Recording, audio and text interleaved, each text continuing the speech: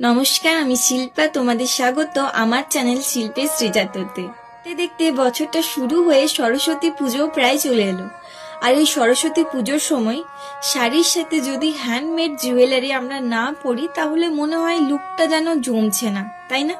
আর এমনিতেও আমার কাছে শাড়ি আছে, কিন্তু শাড়িটার সাথে ম্যাচ মেকিং কোনো জুয়েলারি নেই।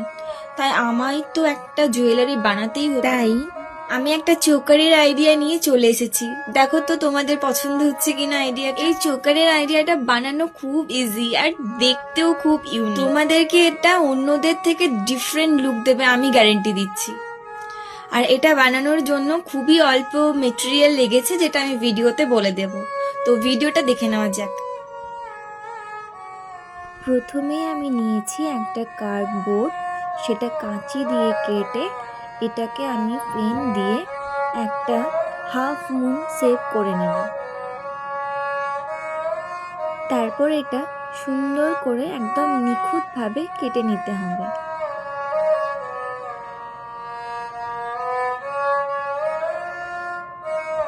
এভাবে আমি হাফ মুন শেপ দিয়ে আমার চোকারের যে লকেট হবে তার ডিজাইনটা আমি করে নিলাম।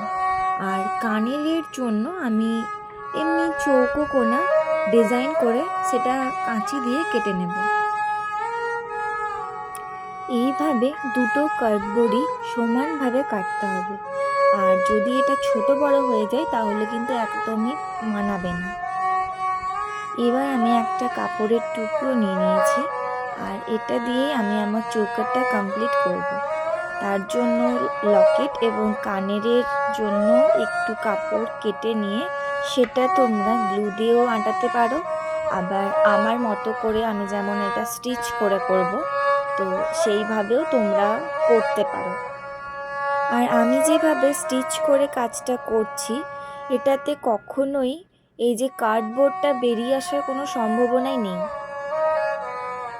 একমাত্র কেউ যদি এটা নষ্ট করব মনে করে তাহলেই এটা নষ্ট হওয়া সম্ভব। তাছাড়া এটা আঠার থেকে কিন্তু অনেক অনেক গুণ বেশি সেফ।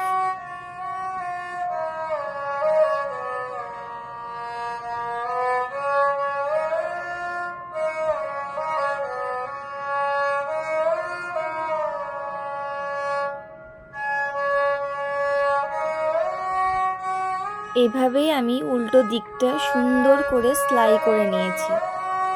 এরপর কানেরগুলো ওই একই পদ্ধতিতে আমি সুন্দর করে সেলাই করে নেব।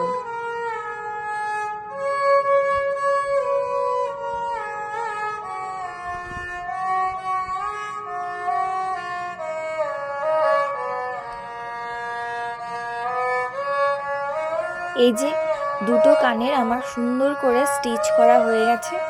এরপর এই যে সেলাইগুলো দেখা যাচ্ছে তার জন্য আমি একটা ছোট কাপড়ের টুকরো ওই মাপেরই কেটে সেটা গ্লু দিয়ে আটকে দিলাম। এরপর অ্যাক্রিলিক কালার দিয়ে এটা আমি ডিজাইন করব। আর আমি এটা বাতিকের যে ছাপা পিনটা থাকে আমি ঠিক ওরকম একটা লুক আনার চেষ্টা করছি। যদি তোমাদের কাছে এ ধরনের কাপড় থাকে যেখানে অলরেডি প্রিন্ট করাই আছে তাহলে তোমাদের কাজটা আরও একটা ইজি হয়ে যায়, কিন্তু আমার কাছে যেহেতু কাপড়টা প্লেন ছিল তাই আমি এখানে কালার দিয়ে ছাপা প্রিন্টটা করে নিচ্ছি। প্রথমেই আমার কানের ডিজাইনটা কমপ্লিট হলো, এবার করছি আমার চোকারের লকেটটা। এই যে ছাপা পিনটা আমি করছি এটা কিন্তু করতে আমার খুব খুব ভালো লেগেছিল। ডিজাইনটাও খুব ইজি কিন্তু বলা যায়।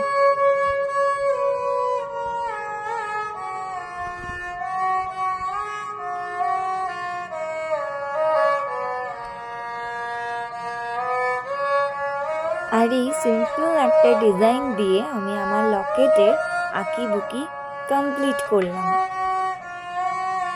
এবার এটা ডেকোরেশনের পালা।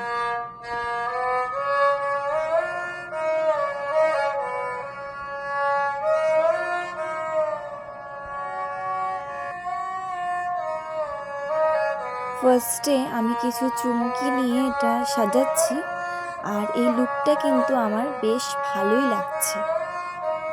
এরপর আমি কিছু কড়ি নিয়ে এটা ডিজাইনটাও কমপ্লিট করব। এটাও আমি স্টিচ করেছি, কারণ আমার মনে হয়েছে যে স্টিচ করলেই বরঞ্চ জিনিসটা সব থেকে মজবুত থাকবে। তো তোমরা যদি চাও স্টিচ করার পরিবর্তে তোমরা এটা অন্য কিছুভাবেও কড়িগুলো অ্যাড করতে পারো।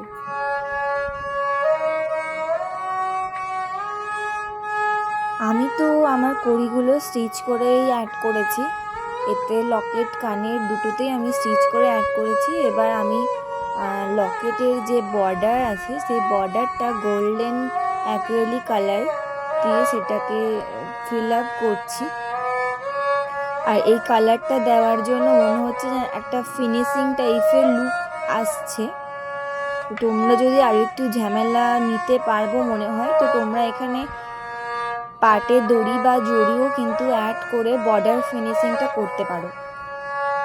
এরপর আমি সুতো দিয়ে কয়েকটা বল বানিয়ে নেব।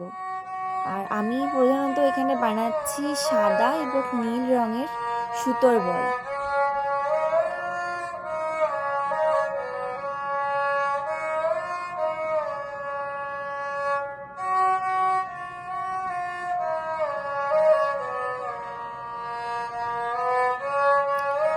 এইভাবেই আমি কয়েকটা বল বানিয়ে নিয়েছি। এরপর চকারের যে ট্যাসেলটা সেটাই বানানোর আছে। তো আমি প্রথমে কালো রঙের উল দিয়ে সেটা বেনি টাইপের পেঁচিয়ে সেটা দিয়ে আমি ট্যাসেলটা বানিয়ে নিয়েছি। এরপর সেটা চকারের যে লকেট আছে সেটা দিয়ে স্টিচ করে নেব।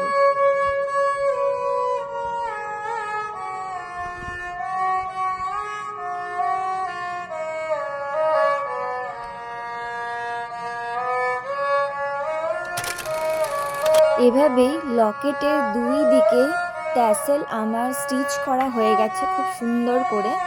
এবার আমি যে সুতোর বলগুলো বানিয়েছিলাম সেটা দিয়ে আমি আমার ডিজাইনটা কমপ্লিট করছি চোকারটার।